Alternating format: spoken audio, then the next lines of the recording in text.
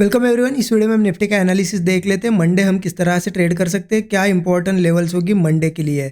देखिए, मंडे से नया साल शुरू होगा, तो मेरी तरफ से आप सभी को एडवांस में यहाँ पे नए साल की शुभकामनाएं। और देखिए, मैं यही आशा करूँगा कि आप सभी का नया साल एक बहुत अच्छे से जाए, ट्रेडिंग करियर तो बहुत अच्छा जाए आपका, ठीक है। और देखिए, आज का सेशन अगर देखा जाए फ्राइडे का, तो ये लास्ट सेशन था 2023 का। अब देखिए, ये सेशन है ना, इतना कुछ खास यहाँ पे रैली वगैरह तो नहीं आई है। साइडवेज था, जैसा कि थर्सडे का मार्केट था वैसा ही फ्राइडे का मार्केट देखने को मिला है। अब हमने एनालिसिस क्या किया था, कैसा मूवमेंट हमें देखने को मिला। देखिए, एनालिसिस के हिसाब से हमने क्या देखा था कि चलो इस लेवल के नीचे अगर 21,730 लेवल थी, अगर इसके ऊपर कंसोलिडेट वगैरह करके जाता भी है नीचे तो हम पुट लेंगे। लेकिन मार्केट ने क्या किया देख सकते हो आप लोग, यहाँ पे सीधे ब्रेक किया। तो वैसे सीधे ब्रेक करता है तो हम क्या वेट करते कि चलो यहाँ कहीं कंसोलिडेशन हो और फिर ब्रेकडाउन मिले, बट मार्केट फिर से ऊपर आया और फिर से नीचे आया। अब देखिए, थोड़ा बहुत यहाँ पे अगर कंसोलिडेशन यहाँ लिया होगा किसी ने, देखिए ये जब वापस आया कंसोलिडेट करके फिर से नीचे आया, तब तो छोटा मोटा 1:2 1:3 के आसपास मिला। लेकिन देखिए क्या होता है, ये अगर एक लेवल है, इसके नीचे भी गया, फिर ऊपर आया, फिर नीचे आया, तो ऐसे में कन्फ्यूजन बढ़ता है। तो मुझे लगता है यहाँ पे तो आपने अवॉइड ही किया होगा। मार्केट नीचे आया, अब हमने क्या देखा था कि नीचे आता है तो एक सपोर्ट था यहाँ पे, एग्जैक्टली यहाँ पे आ जाता है 21,690 का, और मार्केट ने उसी सपोर्ट से देखिए एक बढ़िया सी रैली दी है ऊपर की तरफ। तो अब देखिए, यहाँ पे अच्छा खासा ट्रेड बन सकता था। लेकिन क्या है, अगर ये सपोर्ट पे आया, यहाँ पे हमें क्या है ना, सेटअप चाहिए कुछ ना कुछ। क्या चाहिए कि थोड़ा कंसोलिडेट करे या फिर हैमर कैंडल बनाए। मार्केट सीधे गया तो यहाँ पे तो ट्रेड नहीं मिला हमें, लेकिन एक कंफर्मेशन मिला कि सपोर्ट ले लिया है। उसके बाद ऊपर कंसोलिडेट किया और यहाँ एक ब्रेकआउट मिला, तो यहाँ पे ट्रेड बना। और आपने अगर छोटा सा कहीं स्टॉप लॉस लगाया होगा तो आपको 1:3 भी मिला होगा। लेकिन स्टॉप लॉस किसका कितना होता है उस पर डिपेंड करता है रिवॉर्ड कितना मिलेगा। अब देखिए, आपने स्विंग का स्टॉप लॉस लगाया होगा तो लगभग 1:1 1:2 के आसपास मिला। तो मैं चलो आज यहाँ पे छोटे छोटे टारगेट्स मिले, यहाँ पे भी किसी ने लिया होगा छोटा टारगेट, यहाँ पे लिया होगा तो छोटा। तो मैं आज का सेशन ऐसा समझ के चलता हूँ कि आज कुछ नहीं किया, कॉस्ट टू कॉस्ट ही निकल गए होगे, ठीक है। ओके, ये इंपॉर्टेंट नहीं है। अब नेक्स्ट ट्रेडिंग सेशन में क्या करना है वो इंपॉर्टेंट है, तो वही डिस्कस करते हैं हम। मैं एक एक चीज़ आपको बताऊंगा नए साल के लिए हमें क्या करना है पहले दिन। ओके, उसके लिए देखिए, पहले मैं डेली चार्ट एक बार आपको बता देता हूँ क्योंकि हमें डेली चार्ट पे पता होना ज़रूरी है कि क्या करना है हमें। क्योंकि डेली टाइम फ्रेम का चार्ट जो होता है ना, हमें एक ब्रॉडर व्यू देता है कि आगे मार्केट कर क्या सकता है। तो अगर देखा जाए ना यहाँ पे, देखिए, लेकिन सिंपल रखना है, बहुत कॉम्प्लिकेटेड बिल्कुल नहीं करना है। मार्केट कंटिन्यू जा रहा था, आपको पता है एक दिन बहुत बड़ी रिट्रेसमेंट दी मार्केट ने, लेकिन गिर नहीं पाया, कंटिन्यू फिर से किया। अब यहाँ पे क्या है ना, मार्केट का अगर ये 2 कैंडल लास्ट वाली देखोगे ना, लास्ट एक कैंडल ही देख लो चलो फ्राइडे की, तो क्या दिख रहा है हमें यहाँ पे कि ये कैंडल इनसाइड बनी है। मतलब ये जो फ्राइडे की थर्सडे की कैंडल थी उसके अंदर अंदर बनी है। तो इनसाइड कैंडल से होता क्या है ना, एक चीज़ समझ लीजिए कि इनसाइड कैंडल जब बनती है, इंडिसिसिव कैंडल होती है ये, तो जिस भी डायरेक्शन में मार्केट इसको ब्रेक करता है ना, उस डायरेक्शन में पकड़ लेता है, रैली पकड़ लेता है। तो ठीक है, तो देखिए यहाँ पे अपॉर्चुनिटी अगर देखी जाए ना, दोनों साइड की बनेगी। और एक इंपॉर्टेंट चीज़ क्या है ना, देखिए यहाँ पे जो इन्वेस्टर होते हैं, यहाँ पे कभी भी है ना, आप लोग ट्रेडर हो, जो लोग हम लोग ट्रेडिंग करते हैं इंट्राडे, तो यहाँ पे अभी ये बायस नहीं बनाना चाहिए कि चलो बहुत बढ़ गया मार्केट और नहीं जाएगा, अब तो गिरेगा। ये क्या हो गया, बायस होना हो गया। बायस नहीं होना है हमें। देखिए, जैसा कि अगर यहाँ पे कोई सोचेगा कि यहाँ से मार्केट तो अब गिर जाएगा, तो वो गलत भी हो सकता है ना। क्योंकि यहाँ पे भी देखिए कंटिन्यू रैली तो यहाँ पे भी आई थी, ये गिरा यहाँ से कंसोलिडेट करके अगेन ऊपर गया, यहाँ तो बहुत ही ऊपर गया था।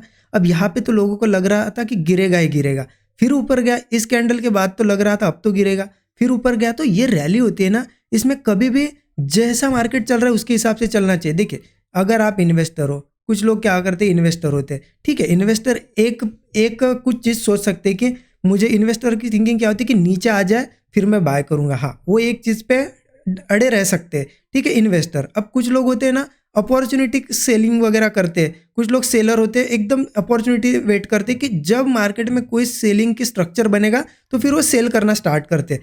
हम लोग देखिए यहाँ पे, अगर आप इसमें से कोई हो तो ठीक है, वो भी अच्छा है। बट मोस्टली जितने लोग आप वीडियो देख रहे हो उसमें से 95% लोग तो इंट्राडे ही ट्रेड करते रहे।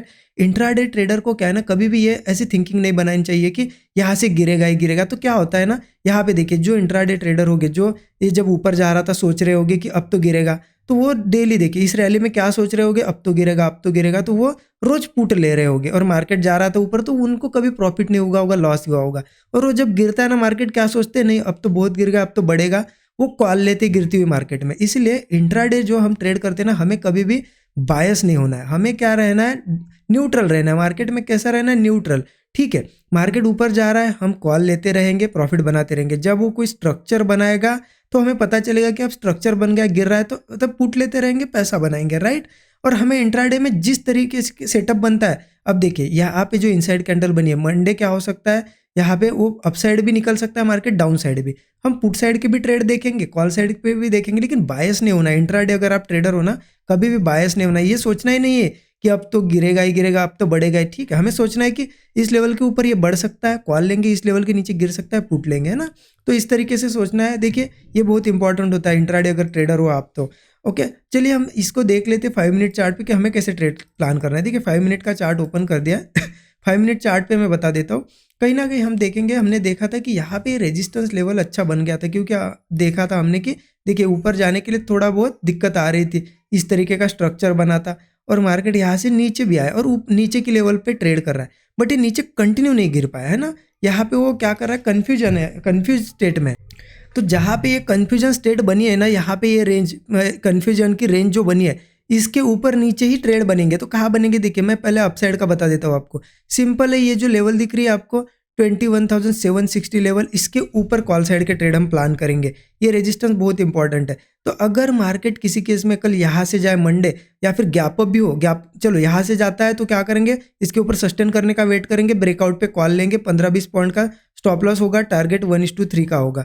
ठीक है, और चलो गैप अप भी होता है, मान लेते थोड़ा बहुत ज़्यादा गैप अप भी होता है, तो इंपॉर्टेंट क्या है, इसके ऊपर ऊपर वो सस्टेन करना चाहिए। जो भी लो बनाता है ना, नीचे नहीं ब्रेक करना चाहिए। ऐसा ऐसा स्ट्रक्चर बना के, हायर लो बना के ब्रेकआउट मिलेगा तो हम कॉल साइड का ट्रेड लेंगे। टारगेट 1:3 का होगा, 15-20 पॉइंट का स्टॉप लॉस होगा।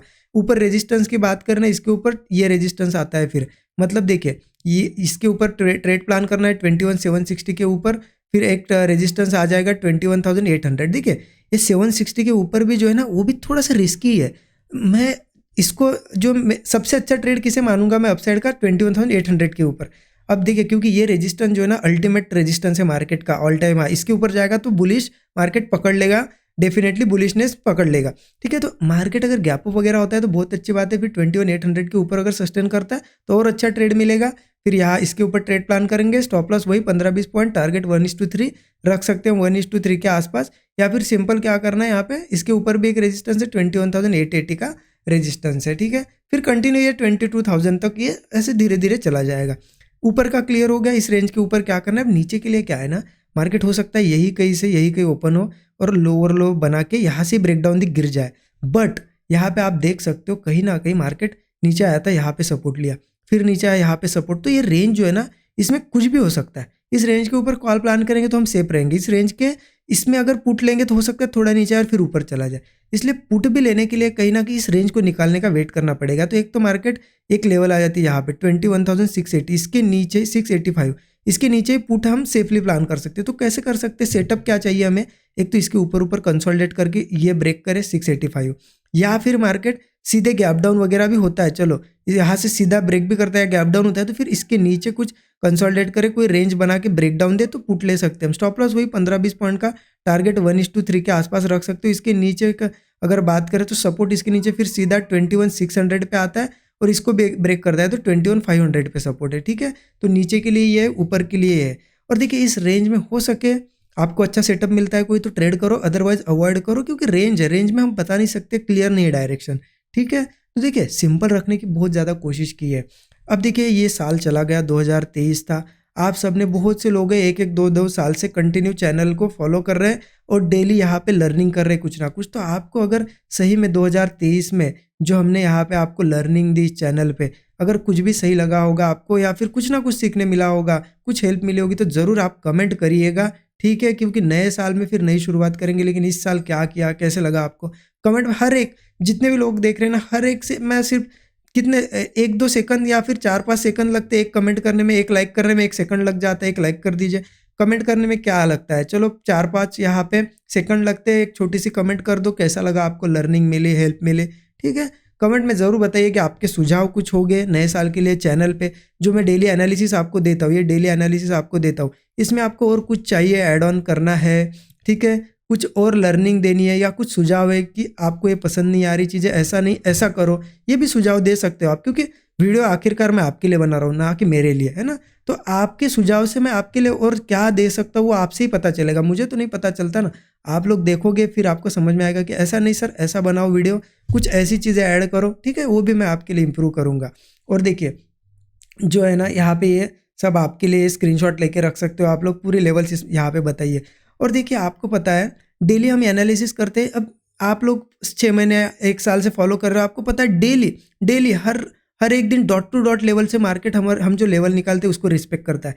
क्या होता है ना, अगर आप एनालिसिस करो 1-2 बार सही आ सकता है, तुक्का भी लग सकता है, लेकिन डेली एनालिसिस सही आना उसके लिए कुछ पर्टिकुलर वही मेथड्स होती है। वो जो है ना वही मेथड्स अगर यूज़ करते हैं ना तो ही एनालिसिस कर वही मेथड अगर यूज़ करेंगे तो डेली हम सेम एनालिसिस करके level exact level dot to dot level निकाल सकते हैं। रोज रोज आप कुछ भी रैंडम करोगे चीज़ें, चलो आप एनालिसिस करने बैठ गए, रैंडम चीज़ करी, डेली आपको same dot to dot levels नहीं मिलेगी। वो लेवल्स डेली निकालने के लिए कुछ मेथड्स होती है, उनका यूज़ करके एनालिसिस करना पड़ता है, तब जाके डॉट टू डॉट लेवल्स निकलती है मार्केट में।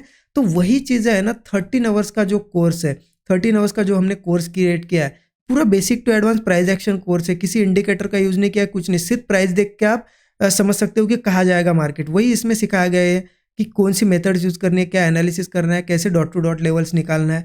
और देखिए इसमें ये भी हमने कवर किया है कि देखिए ये आप एनालिसिस वगैरह सब कर लोगे, उसके बाद भी रिस्क मैनेजमेंट, मनी मैनेजमेंट करके साइकोलॉजिकल कैसी थिंकिंग रखनी है और कैसे बड़े टारगेट्स निकालने छोटे एसएल के साथ, वो भी इसमें हमने कवर किया है। तो आप देखिए नए साल में नई शुरुआत करो। पुराना साल यहाँ पे 2 दिन बाकी है, सैटरडे संडे हॉलीडे है। हॉलीडे के लिए हमने कूपन भी रखा है, हॉलीडे 50 HOLIDAY हॉलीडे 15, ये कूपन कोड भी आप यूज कर सकते हो, ठीक है। और देखिए बहुत सी लोगों की रिक्वेस्ट आई, इसलिए क्या किया है मैंने, ये कूपन कोड, चलो ये कूपन कोड भी नहीं, मैं आपको एक बहुत बड़ा ऑफर देता हूँ, ठीक है, मेरी तरफ से। आप सिंपल क्या करिए, आप हैप्पी न्यू ईयर या फिर सिंपल क्या एक कूपन कोड मैं आपके लिए क्रिएट कर देता हूँ, चलो HAPPY हैप्पी 25। देखिए अब बहुत बड़ा 25% का डिस्काउंट दिया है। और देखिए ये डिस्काउंट सिर्फ दिवाली के समय दिया था, फिर पूरे साल में नहीं देते हम, लेकिन ये इसलिए दे रहा हूँ मैं कि पुराना साल है, कुछ ना कुछ आप सीखो, नए साल में नई शुरुआत कर सको। तो HAPPY 25 हैप्पी 25 ये कूपन कोड यूज़ करें, 25% का बड़ा डिस्काउंट मिलेगा।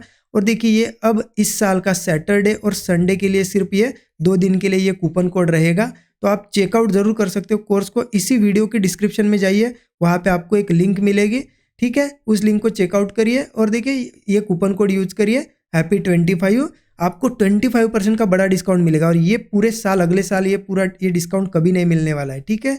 इस साल का लास्ट डिस्काउंट है और सबसे बड़ा है सैटरडे संडे के लिए। उसके बाद फिर मत बोलना कि डिस्काउंट चाहिए, ये चाहिए, ठीक है। आई होप आपको एनालिसिस अच्छा लगा होगा। वीडियो अच्छा लगा तो लाइक कीजिए, नए लोगों पहली बार देखो चैनल को सब्सक्राइब करिए, बेल आइकन प्रेस करिए। Thank you so much everyone.